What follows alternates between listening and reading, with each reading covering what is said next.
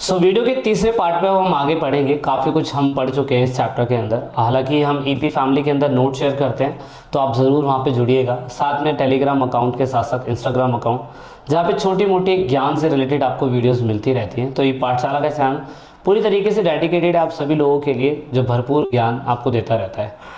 दोस्तों, अभी तक हम लोगों ने पिछले चैप्टर के अंदर ये पढ़ने की कोशिश करी थी कि किस तरीके से पूरा का पूरा यूनिवर्स बना होगा, किस तरीके से ब्रह्मांड के साथ साथ फिर तारों की उत्पत्ति हुई, मून की उत्पत्ति हुई, फिर किस तरीके से ग्रहों का निर्माण हुआ, जिसमें अलग अलग तरीके से अलग अलग सोच के लोग अपने अपने विचारधाराएं देते हैं। इसमें हमने पुरानी थ्योरी भी पढ़ी थी, निहारिका परिकल्पना, जिसे हम नेबुला हाइपोथेसिस बोलते हैं। उसके बाद फिर हमने मॉडर्न थ्योरीज भी देखने की कोशिश करी थी, बिग बैंग थ्योरी से रिलेटेड।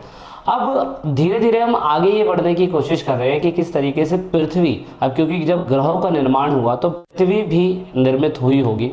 और ऑफ कोर्स हमें इतना पता है कि जब गैस का बादल, एक धूल के कणों का बादल जब इस पूरे नेबुला हाइपोथेसिस में फटा होगा, तो फटने के बाद जो धूल के कण थे बहुत तेज़ी से घूम रहे होंगे, और एक कण, एक क्या कहते हैं ग्रहण बोलते हैं उसे, जब आपस में टकराया होगा, टकराने के बाद बहुत तेज़ी से टकराने के बाद उसमें गर्मी पैदा हुई होगी, और फिर धीरे धीरे घूमता घूमता घूमता घूमता घूमता ये किसी ना किसी ग्रह के अंदर निर्मित हो गया होगा। तो कुछ ऐसा ही पृथ्वी की भी कहानी। पृथ्वी आप अपने ज़माने में देखो तो इसको लगभग 4.5 बिलियन ईयर्स अगो अगर हम देखें, तो इसमें बताने की कोशिश करा मैप में।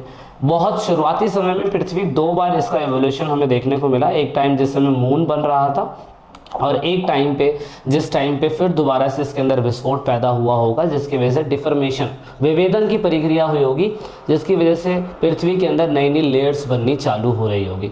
तो कई करोड़ों साल लगे आज की प्रेजेंट टाइम पे इस अर्थ के बनने का। तो इसके लिए हम ये कह सकते हैं कि पृथ्वी शुरू में बंजर, चट्टानी और गर्म वस्तुओं की थी। मतलब पृथ्वी के ऊपर ना तो कोई लाइफ थी, ना कोई पेड़ पौधे थे, ना ही कोई ऐसी चीज़ थी जिसमें हम कह सकते हैं कि यहाँ पे ऑक्सीजन भी उपलब्ध हुआ होगा। ऐसा कुछ नहीं कह सकते, लेकिन बस ये कहा जा सकता है कि जब पृथ्वी बन रही होगी ना, तो वो बहुत ही ज़्यादा गर्म होगी, वो चट्टानी होगी, धीरे धीरे धीरे धीरे धीरे धीरे प्रोसेस बना होगा। बंजर ऑफकोर्स वहाँ पे कुछ भी नहीं होगा। तो शुरुआती समय में ऐसा कह सकते हैं कि जीवन जीने के लिए वहाँ ऑक्सीजन भी नहीं होगा। ऐसा कहा जाता है कि और क्या कहते हैं आपका हाइड्रोजन मौजूद था। फिर जैसे जैसे गैसेस आपस में टकराई होगी, जैसे एग्जांपल के लिए मैं आपको एग्जांपल बताऊं कि जब ये टकरा रही होगी तो नए गैसों का उत्सर्जन होना चालू हुआ होगा। इस तरीके से जिस तरीके से फोटोसिंथेसिस की प्रक्रिया चालू होगी अर्थ के ऊपर, तो उस समय पे नई ऑक्सीजन, नई चीज़ें बननी चालू हो रही होगी। तो कोई प्रूफ एग्जैक्टली तो नहीं है, लेकिन इतना हमें पता है कि धरती 4.6 बिलियन ईयर्स अगो बनी होगी, और इसके अंदर परतदार संरचनाएं हमें देखने को मिली होगी। परतदार आपने 6th क्लास के अंदर पढ़ा होगा, मेंटल, उसके बाद क्या कहते हैं कोर, उसके बाद क्रस्ट, ये सब आपने पढ़ा होगा। तो पृथ्वी जब बहुत तेज़ी से घूम रही होगी और जब बहुत हीट हुई होगी, तो हम कह सकते हैं कि उस टाइम पीरियड पे बाहरी सतह पर हल्के परत बनी होगी और अंदर सतह के अंदर भारी चीजें हमें देखने को मिली होगी। इसीलिए आप देखोगे कि कोर, अंदर का जो कोर है, ये जो कोर मटेरियल आपको दिखाई दे रहा है, ये बहुत ठोस और बहुत ही घनत्व से भरा हुआ है, और बाहर का है वो पतला है, और उसके अंदर आप कह सकते हैं कि बहुत हल्की चीजें हमें देखने को मिलती है। एग्जाम्पल देता हूँ, आप एक बॉल के अंदर कोई भी चीज़ गरम करिए, गरम करने के बाद आप ये देखेंगे कि जो भारी चीज़ें होंगी ना, वो चीज़ नीचे बैठ जाएगी, और जो हल्की चीज़ें होगी वो चीज़ ऊपर आ जाएगी। तो धरती जब इवॉल्व हो रही होगी, तो ऐसा कह सकते हैं कि पृथ्वी की उत्पत्ति के अंदर बहुत तेज़ी से चीज़ें ब्लास्ट होने के बाद आपस में जुड़ी होगी, बहुत तेज़ी से घूमी होगी। घूमने के बाद इसको कई साल लगे, पहले ये गर्म थी, गर्म होने की वजह से जो भारी चीज़ें थी वो धरती के अंदर समा गई, जो हल्की चीज़ें थी वो धरती के ऊपर रह गई। इसीलिए आप देखेंगे कि धरती के कई किलोमीटर नीचे जाने के बाद हमें आयरन ओर जैसी चीज़ें मिलती हैं, जबकि एल्युमिनियम जो है वो हमें धरती के ऊपरी हिस्सों में मिल जाता है। बॉक्साइट मतलब वो धरती के ऊपरी हिस्सों में मिल जाता है। तो इसीलिए कह सकते हैं कि जो पृथ्वी का स्ट्रक्चर है वो अंदर से भारी है, बाहर के हिस्सों से थोड़ा हल्का है। तो ये एक रियल एग्जाम्पल अगर हम देखें तो हमें मिल जाता है। तो ये थोड़ा हिंदी में कि पृथ्वी की संरचना परतदार है, वायुमंडल के बाहरी छोर पर पृथ्वी के क्रोड़ तक जो पदार्थ है वो एक समान नहीं है, ऑफ कोर्स एक समान नहीं है। वायुमंडलीय पदार्थ का घनत्व सबसे कम है, इसके भीतर तक अनेक मंडल हैं और हर एक भाग में अलग अलग पदार्थ पाए जाते हैं, सबकी अलग अलग विशेषता है। मतलब जितना हम पृथ्वी की, देखो पृथ्वी की गहराई को तो आज तक कोई भी नाप नहीं पाया, कोई भी बता भी नहीं पाया, कुछ 6000 कुछ किलोमीटर गहरी है ये, और इतना गहरा आज तक हम जा ही नहीं पाए। सोचो ब्रह्मांड में एक ऐसा कुछ ग्रह पृथ्वी का घूम रहा है, इतना भारी ग्रह घूम रहा है, और इतना 6000 कुछ किलोमीटर उसका, मतलब वैसे तो कुछ ये क्या कहते हैं व्यास नहीं, मैं कि डायमीटर पूरी की पूरी बता रहा हूँ ये, लेकिन आप सोचिए कितना ज़्यादा गहरा होगा, कितना ज़्यादा गहरा होगा। तो उस गहराई में हम जाते हैं तो हमें पता चलता है कि पृथ्वी भी बहुत परतदार है, उसकी अलग अलग लेयर्स है, उसमें डिफाइन करा गया है। अगले आने वाले चैप्टर्स में आप पढ़ेंगे कि किस तरीके से अलग अलग लेयर्स हमें देखने को मिली। अब थोड़ा सा हम इसके बारे में भी जान लेते हैं, थोड़ा सा क्या जान लेते हैं कि मतलब अगर पृथ्वी परतदार है तो ऊपरी हिस्से को हम लिथोस्फीयर कहते हैं। लिथोस्फीयर को हम लोग क्या बोलते हैं, स्थल मंडल। स्थल मंडल, अब लिथोस्फीयर भी कुछ किलोमीटर तक है, अलग अलग जगहों पे अलग अलग हमें देखने को मिलती है। अब लिथोस्फीयर कैसे बना होगा, तो लिथोस्फीयर की बहुत ही एक स्टोरी है कि जब उच्च घनत्व के कारण तापमान में वृद्धि हुई होगी, जब जब बोला ये पृथ्वी जब शुरुआती समय में बहुत हीट था, तो हमें पता है कि हीट होने के बाद, मैंने क्या बताया कि गर्म हिस्सा हीट होने के बाद भारी वस्तुएं धरती के अंदर चली गई और हल्की वस्तुएं धरती के ऊपर रह गई। जब हल्की वस्तुएं धरती के ऊपर रह गई और शुरुआती समय पे एक गोला, ये ग्लोब जब बहुत ही ज़्यादा गर्म था, तो जब धीरे धीरे कंडेंस्ड होना चालू हुआ, ठंडा होना चालू हुआ, तो आप ये कह सकते हैं सामग्री उनके घनत्व के आधार पर अलग होने लगी और हल्की सामग्री बाहर की ओर निकली और भारी सामग्री पृथ्वी के अंदर चली गई। तो जो भारी सामग्री थी वो अंदर चली गई, हल्की सामग्री ऊपर आ गई, यानी कि सामान ऊपर आ गया, और ये वाला हिस्सा, ये परतदार हिस्सा, ये ऊपरी हिस्सा, ये कई सालों तक ठंडा हुआ। और दोस्तों जब ये ठंडा हुआ तो ठंडा होने के बाद आप कह सकते हैं it cooled and condensed into solid and which is called the lithosphere. जब कई सालों तक ये प्रक्रिया चलती रही कि जो भारी वस्तुएं थी वो अंदर चली गई, जो हल्की वस्तुएं थी ऊपर आ गई, और यही चीज कई सालों तक क्या कहते हैं ठंडी होती रही। कम से कम इनको 2.6 बिलियन ईयर्स लगे इन्हें ठंडा होने के लिए, और फिर धीरे धीरे करते करते करते करते ये बाद में लिथोस्फीयर बना। अच्छा, इसके अंदर एक क्वेश्चन आता है, आप जान लीजिएगा, इसे बोलते हैं डिफॉर्मेशन। डिफॉर्मेशन का मतलब हो परतों का होना, हिंदी में इसे विभेदीकरण बोलते हैं। पेपर के अंदर एक क्वेश्चन पूछा गया कि विभेदीकरण है क्या।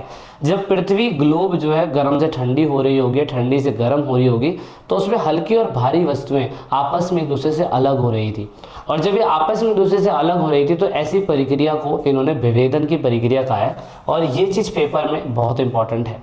अब अगर हम एटमॉस्फेयर के बारे में बात करें तो एटमॉस्फेयर कैसे बना होगा। शुरुआती समय में पता है कि ये जो नाइट्रोजन और ऑक्सीजन गैसेस आप देख रहे हो, इसका कंट्रीब्यूशन अभी पृथ्वी पे ठीक ठाक है, और ऑक्सीजन दूसरे नंबर पे जो पृथ्वी में बहुत बड़ी मात्रा में पाई जाती है। लेकिन जब धरती का विकास हो रहा होगा तो उस टाइम पीरियड के अंदर जब धरती गर्म थी, गर्म होने की वजह से भारी वस्तुएं अंदर चली गई और हल्की वस्तुएं ऊपर आ गई, तो उसके अंदर जब ये प्रोसेस चल रहा होगा तो एटमॉस्फेयर के अंदर नई नई गैसें रिलीज हुई होगी। रिलीज होने की वजह से आप देखेंगे कि जब सूरज की किरणें धरती पर बहुत तेजी से पड़ रही थी, तो आप देखेंगे जब हल्की गैसें थी, हीलियम और दूसरी जो गैसेस अभी हमने पढ़ी थी, ये गैसेस हवा में उड़ गई होंगी। हवा में उड़ने के बाद ये गैसेस यहाँ से हट गई होंगी, और हटने के बाद धरती के अंदर जो गैसेस थी वो गैसेस फिर एटमॉस्फेयर के अंदर आने लग गई, और वो गैसेस जब एटमॉस्फेयर के अंदर आने लग गई तो उसके हिसाब से एटमॉस्फेयर के अंदर हमें नई नई गैसें देखने को मिली। तो दोस्तों यहाँ पे बता रखा है कि 3 स्टेजेस है एवोल्यूशन की, कि किस तरीके से बना होगा एटमॉस्फेयर। एटमॉस्फेयर के अंदर सबसे पहले यहाँ पे आप बोल सकते हो प्रीमोर्डियल लॉसेस हुआ होगा। उसके बाद क्या कहते हैं हॉट इंटीरियर, मतलब जो गर्म वस्तुएं होंगी वो अंदर चली और हल्की वस्तुएं ऊपर आ गई होंगी।